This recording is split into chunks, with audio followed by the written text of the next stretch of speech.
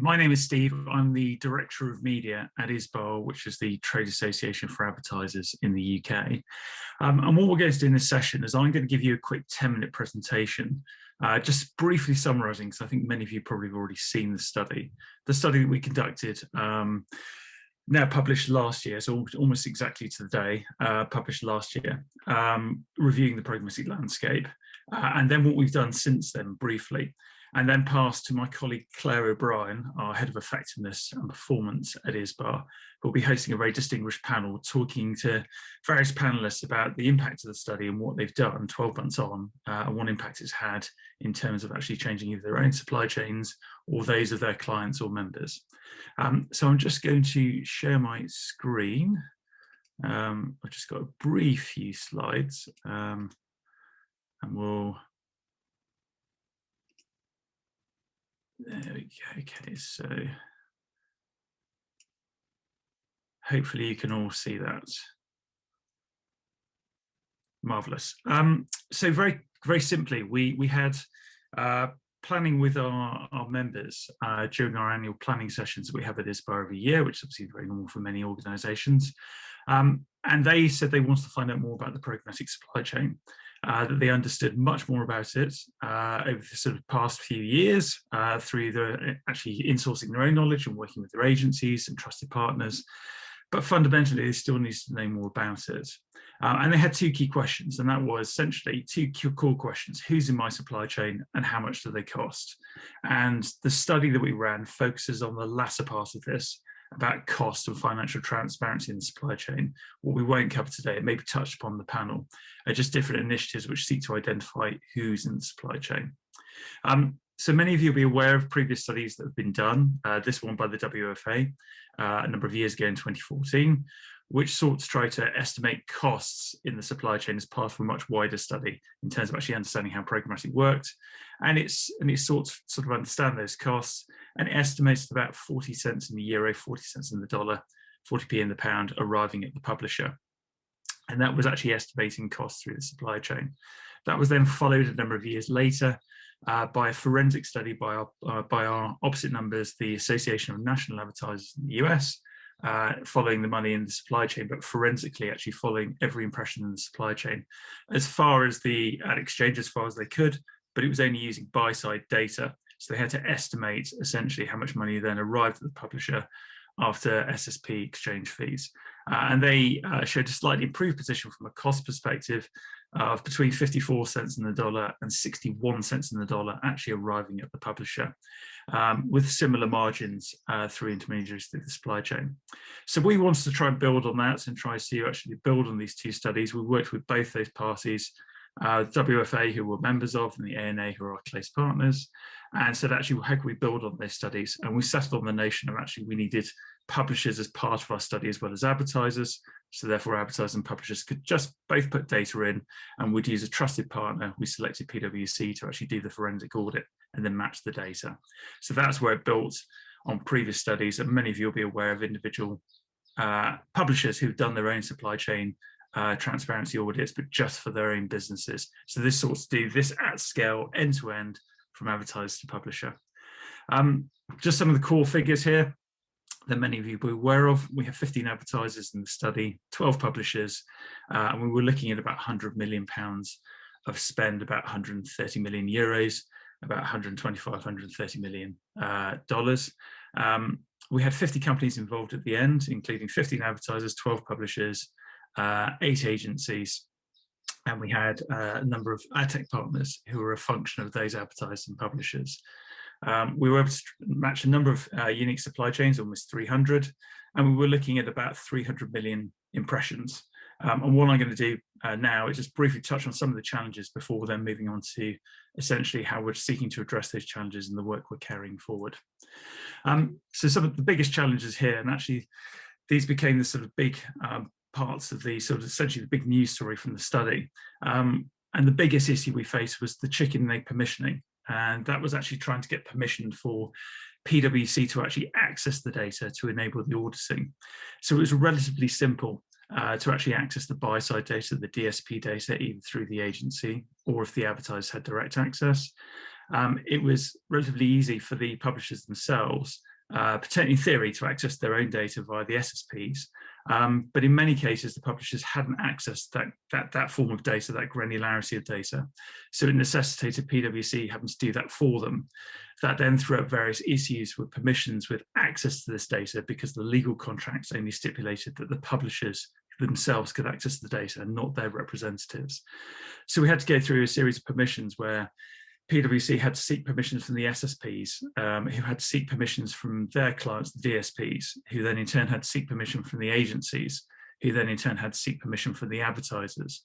And because the advertisers and publishers had commissioned the audit, you can imagine the frustration at going through this process, and it took up to 9 months to get this permission through. So that was perhaps the biggest issue that we faced. Then obviously the complexity of the supply chain, which I'm sure everybody on the call, we don't need to obviously then discuss the complexities, the number of dynamic supply chains that can result using multiple partners. And we identified 300 distinct supply chains within the study.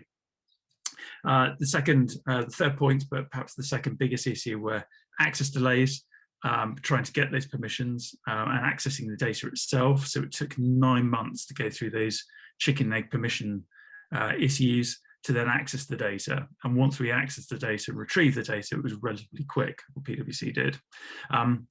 But the next issue, point 4, was actually the formatting of that data, and the quality of the data was so varied that it was very difficult to match supply chains. So we had granular data perhaps on the buy side, but not on the sell side, or the reverse was true.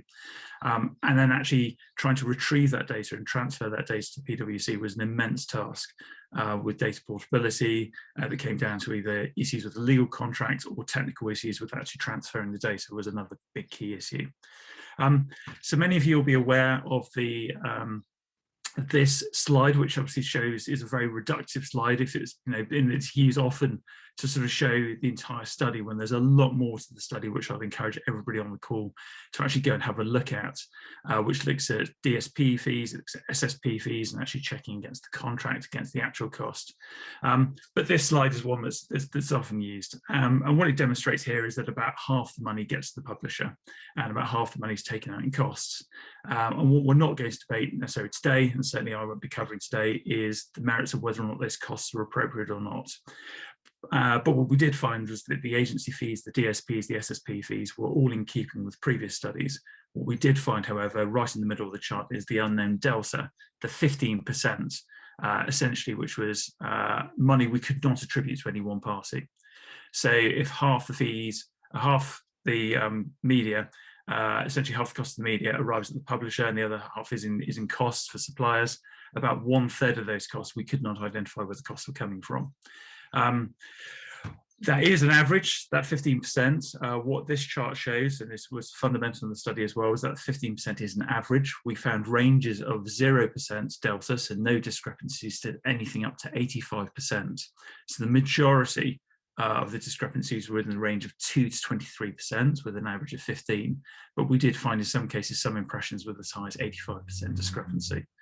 There are various reasons we think, and the drivers for this unknown delta, that could be to do with post-auction bid shading, financial arrangements or trading deals outside of those contracts that we were able to audit as part of this, possibly some forex differences in foreign exchange, or some other unknown factors that weren't immediately visible. But I'll come back to that in a moment. So there are two key conclusions here: that we need to urgently standardize access to data through legal contracts and legal standardization. But then also we need to try and improve the quality of the data and provide democratic access to the granular data, the log level data, so that everybody can provide this log level data to enable such audits to happen in future. Because often we had aggregates on one side or log level on the other side, or vice versa. And very rarely actually had log level data on both sides of the fence. And what that resulted in, essentially in the study, was only 12% of supply chains, 12% of impressions being able to be matched, which obviously is very low because of that discrepancies in data. So data standardization, both access and the quality and fidelity. And the second piece, that once we get those and we actually manage to standardize the quality of the data and the access to it, the legal access, we can then start to investigate drivers of the unknown delta, this 15% discrepancy. But you must do part 1 to be able to do part 2. So as part of this, we had this in mind from the outset. We of course need a cross-industry group to then essentially then try and act on the recommendations from the study and to try and enact operational and legal changes to enable that. We set up a cross-industry group in the UK comprised of advertisers, representing through ISBA, publishers representing through our partners, the Association of Online Publishers, and Richard is going to be on the panel at the moment. The Institute of Practitioners of Advertisers, the agency trade associations, and of course the IB and the IB Tech Club. And we have a group, a task force tasked with trying to address and carry through and follow through on these recommendations. Here's a mission statement, which I won't leave on the screen for long, but again, this deck will be available afterwards. Our mission here is to enable essentially financial transparency, financial auditing. So therefore to enable repetition of this study, to follow money through the supply chain, and for every single penny, every cent in the euro, every cent in the dollar to be identified through the supply chain and where it's going to. So where do we need to get to? I think it's been articulated already, but we need data standards. So we need the quality of the data to be there, the granularity of the data to be there, access to that data to be enabled with a common data taxonomy. We need common legal T's and C's. And once we have those in place, we can then identify the drivers of the unknown delta, that 15%, 1/3 of costs. And we can then identify and enable audits to be done at scale with 100% of costs identified. So I'll leave you with this before I just pass the panel.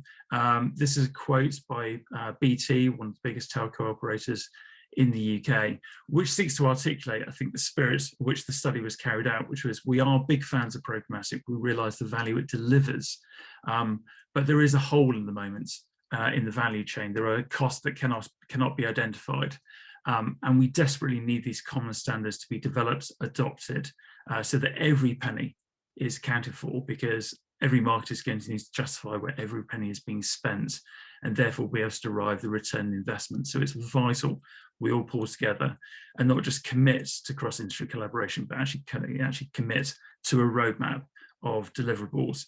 And I won't cover it today in the presentation, but some of those areas may be discussed in the panel that will follow in just a moment. But rest assured, this task force has an ambitious roadmap to try and deliver change this year, ideally for implementation of those standards next year.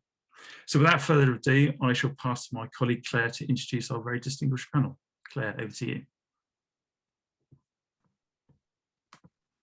Thank you, Steve, very much. And thank you for the context for the panel upcoming, which, as Steve said, is certainly distinguished in terms of the stakeholder spread and the roles that each of them are playing. I am not going to spend time introducing them, but I did just want to make one point, since Steve had explained what we did with the study and the task force forming out of it, and we're talking about what's happened 1 year on. I think most people watching this are going to know how widely that study was covered around the globe, and subsequently, of course, it has been entered for various awards, and we can now talk about the award-winning ISBA Programmatic Supply Chain Transparency Study with the AOP, which was carried out by PwC. And only yesterday it was announced by IAB Europe that the study had won 2 golds and a Grand Prix in its awards just out, which go to join the Media Research Association 3 gold awards, and Steve, chip in and tell me what was the other one I had to remember. The WFA President's Award.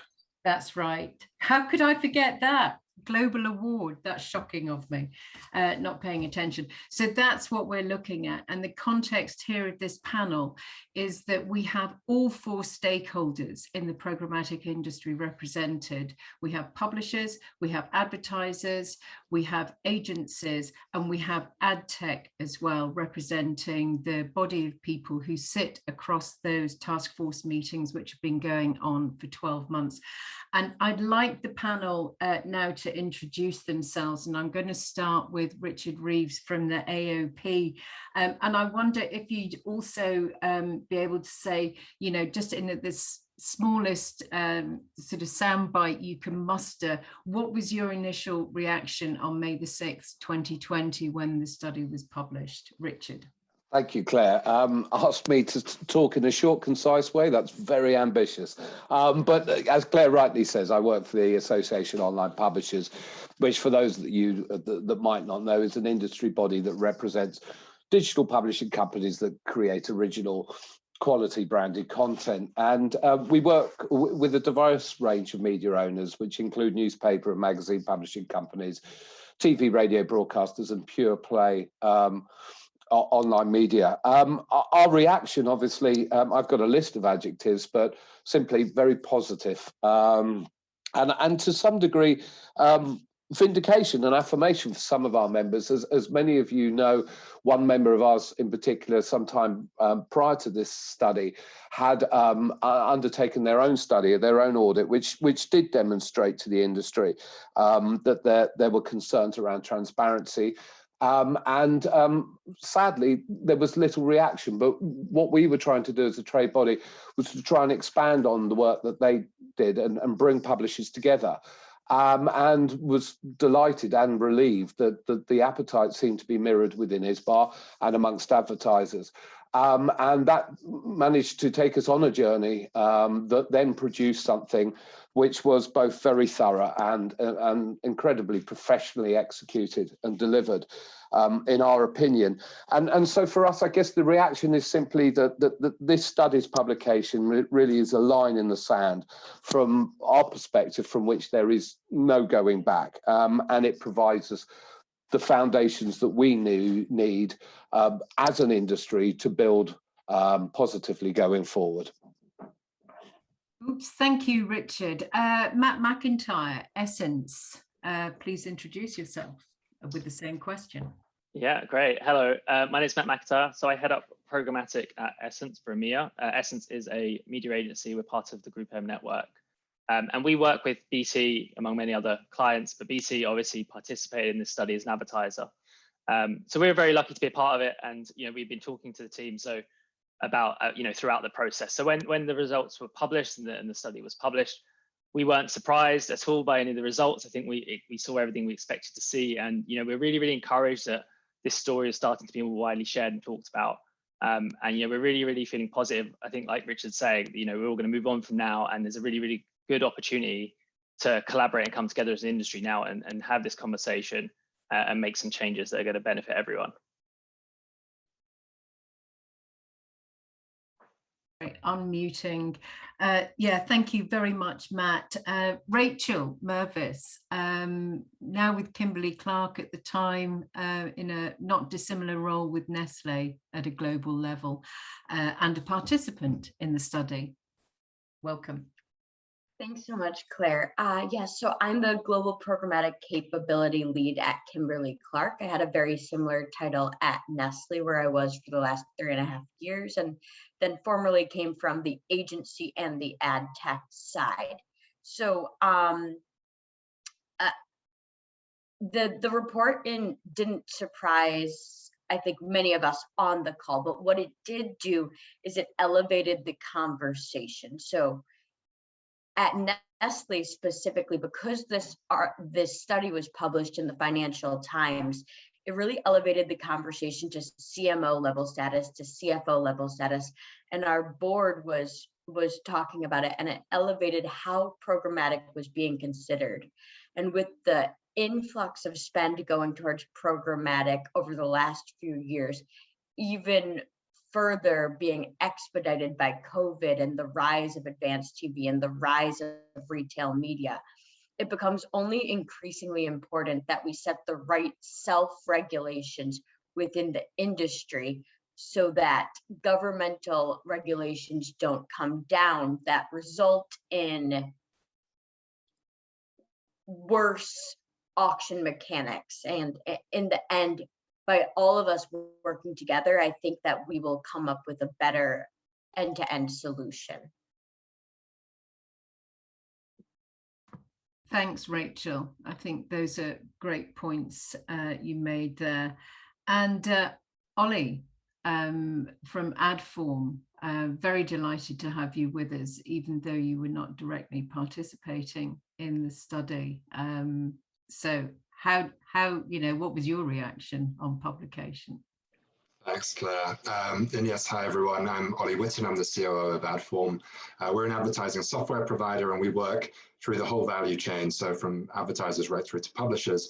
So I have something of a purview around this area. I guess I had two reactions. The first was kind of sadness, and I know we said it's not surprising results, but I think it's still sad that we haven't come further since that 2017 report as an industry. And I suppose for me, it was rapidly followed by determination. Determination that, both that we come together as an industry to address this, but also that we don't, the report didn't result in too many misconceptions, because I think there are a lot of good companies out there. There are a lot of good practitioners in the space. And clearly we need to do more to address this area. But I think, I wouldn't want that to override the many benefits that there are of programmatic in general. Thank you, Ollie. Okay, let's head off into questions. Rachel, I think you made a fantastic point earlier about the elevation, of the programmatic industry in itself up to board level, and how that's maybe changed the conversation internally. How else has the industry already benefited, in your opinion, and what do you see, what else is there to come? That's a great question, Claire. So I think most immediately we've seen an immediate next wave of companies that are taking technologies in-house. So there's a lot of conversations about in-housing, and I think we all know it can mean many different things, but as an immediate response, many companies are taking the ownership of their DSPs, of their ad verification partners in-house. Going a step further than that, there's been a rapid insurgence of taking SSP contracts in-house. That's something that we already were doing at Nestle at the time of this study. It's something that we had already decided to do, and we had actually just signed direct contracts with SSPs, but there's a lot more advertisers, and certainly almost every agency at this point now has direct relationships with SSPs, which weren't had before. What that does is it alleviates the chicken and egg permissioning that was found and discovered as a component of this, so that there can be more transparency into the financial components. I mean, another huge change over the past year is Integral Ad Science bought Amino and transformed it to Total Visibility. And if we forecast out what this could mean, is that we transform impression-based discussions into financial-based discussions, and that really elevates the maturity of the industry as well to almost replicate the same path that the financial industry took, where they started out at a point of deep fragmentation, deep immaturity, and over the course of 30 to 40 years became quite an adult industry. I think we're going through the same thing for programmatic. Yeah, I absolutely agree with you. There are so many similarities there with banking. Richard, I wonder if you could be, really quickly give us a short view.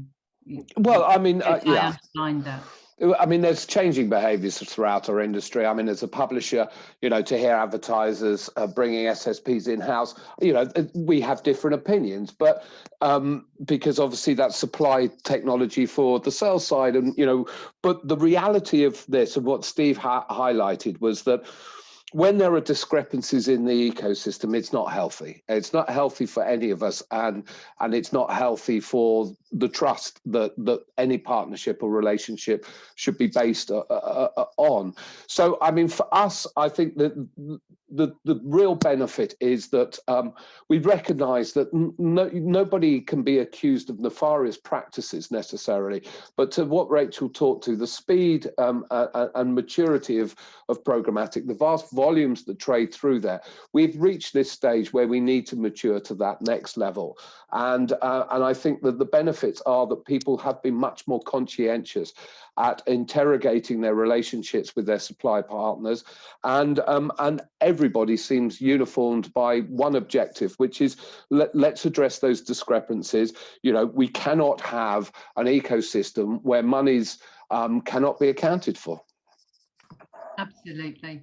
Thank you, yes, for emphasising that point, Richard.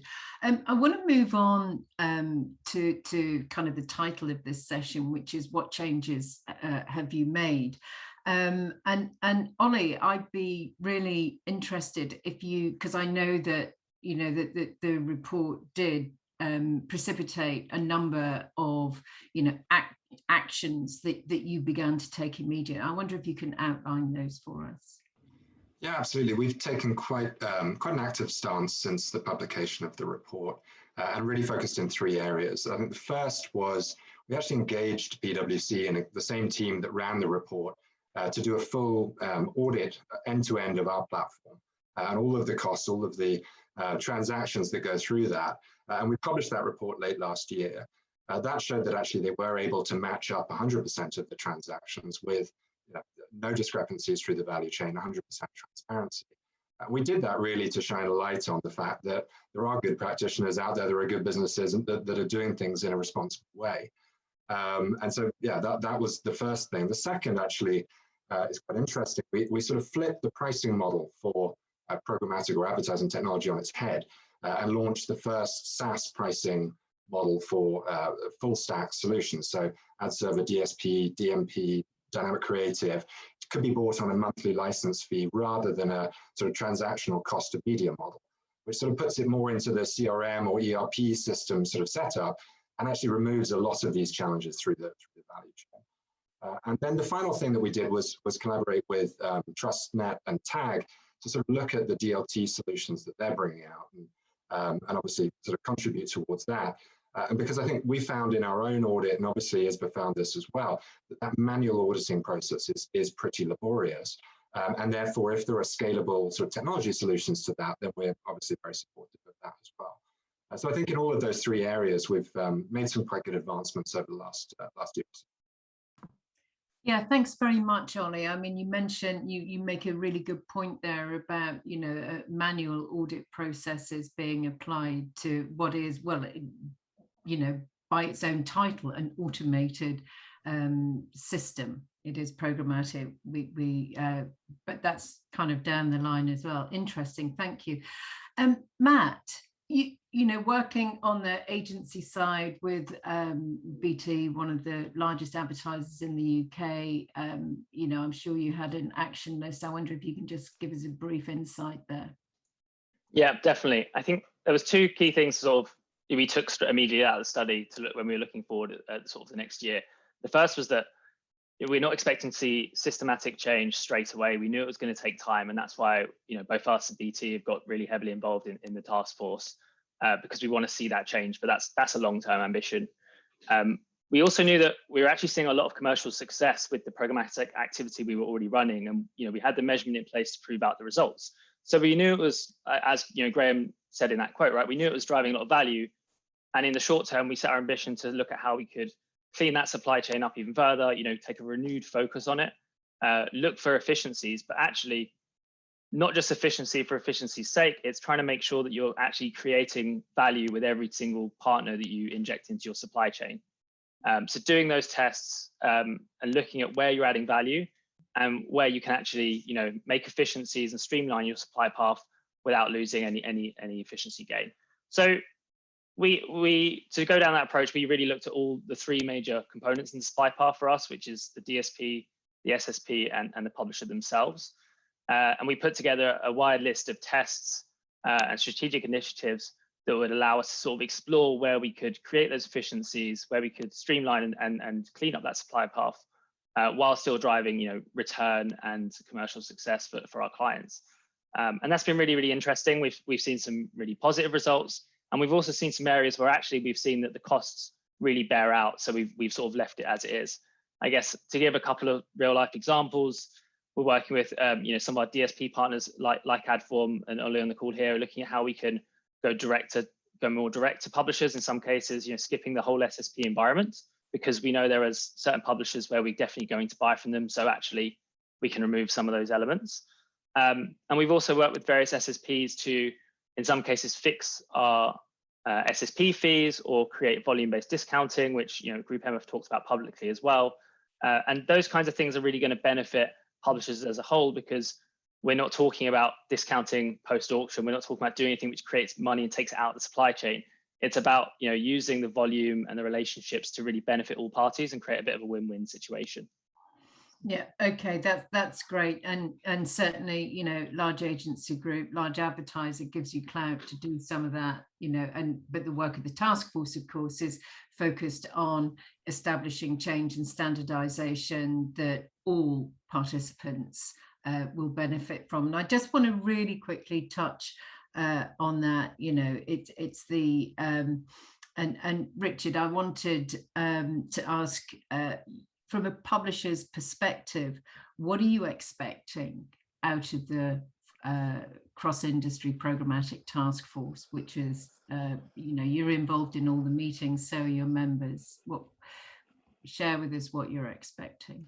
Well, my expectation is that we can all come together and identify and define what we agree are common standards that are required, and those legal T's and C's. The reality is that, whether you call it an ecosystem, a waterfall, or whatever, everybody that participates in that has a right to be able to interrogate their data and their partners within their supply chains. And I think, the key takeaways that Steve talked to from the original study just highlighted the fact that, and it's fantastic what Ollie talked to and what Adform have done and having that audit. But the reality, when I hear Ollie talk to that, is that every one of those organizations that publishers work with could potentially be as proactive as Adform, and many are. But the reality is we all use slightly different terminologies. We all use slightly different interpretations of those standards. So this is a coming of age. Let's find that common ground. Let's agree that universal language, what those data standards are, what is required in order for anybody within that supply chain to exercise their right to interrogate that supply chain and their partners in order to ensure that they are working in the most efficient way that is possible. And that is my expectation that this task force will achieve in corralling the interests and the views of our entire industry, have those represented evenly and in a balanced way, and we can move forward with that from that line in the sand that I referred to at the beginning. Yeah, thank you, Richard. And Matt, from your perspective, just to finish up this point before we go into the final question. Yeah, I think the expectations are that we're able to match more impressions, right? Very simply, matching 12% of impressions at a log level is incredibly low. I don't think anyone's satisfied with that outcome. And so ultimately we need to deliver on, what are the two things that are going to get us there? It's data standardization of the fields at a log level, and it's making sure the access is sorted out and people are able to gain access under the right conditions with the right spec from both end parties.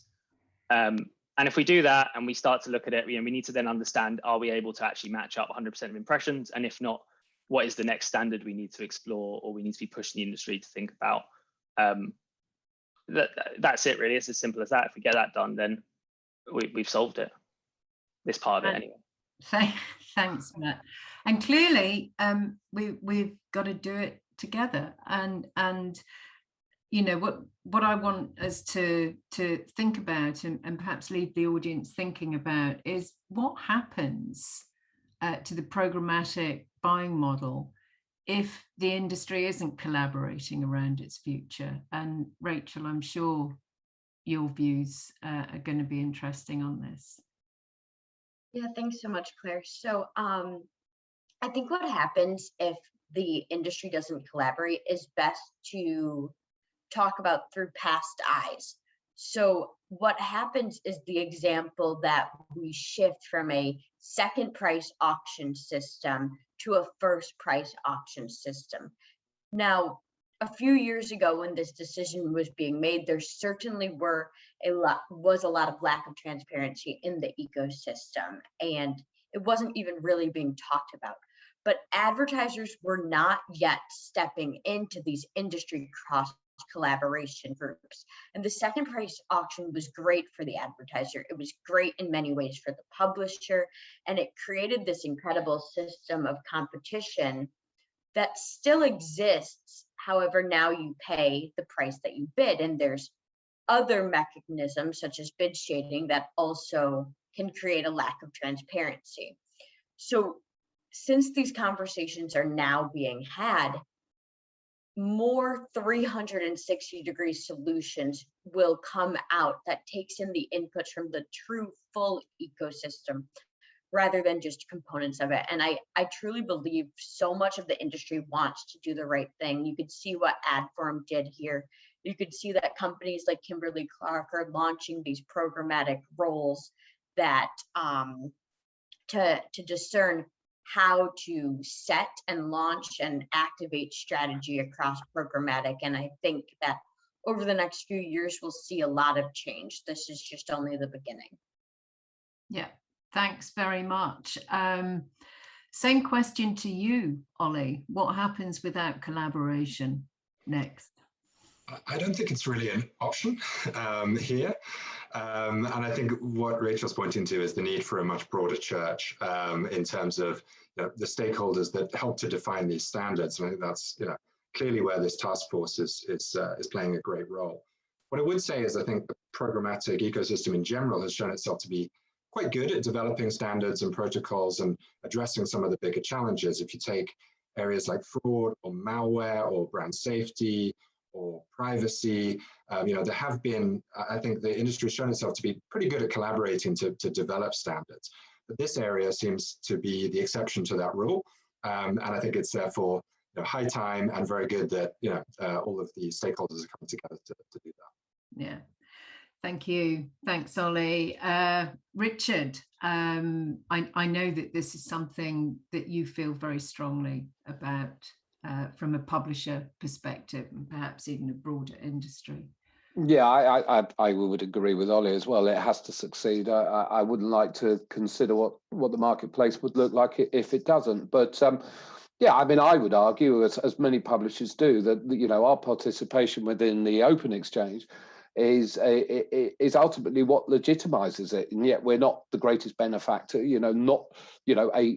A minority of the monies that are traded through there finds its way to the premium publisher environment, with the majority going to sort of platforms and long tail. So I would argue that if we don't succeed, why, as a publisher or some publishers, would you want to participate in the open exchange and you take everything through programmatic guaranteed and PMPs? So my concern would be that the market would fragment and we'd be left with a mess, and it won't benefit anyone. Thank you. Thank you very much, Richard. And actually, thank you very much, panel. I hope our audience has also found it interesting to get a glimpse of what the cross-industry programmatic task force is setting out to achieve, which is going to change the shape and future of the industry, and particularly in terms of all participants. It's about everyone thriving. And that's certainly the bedrock on which this task force has been joined. So I'd just like to thank you again for participating, for agreeing to do so. And thank you, audience, for listening or watching.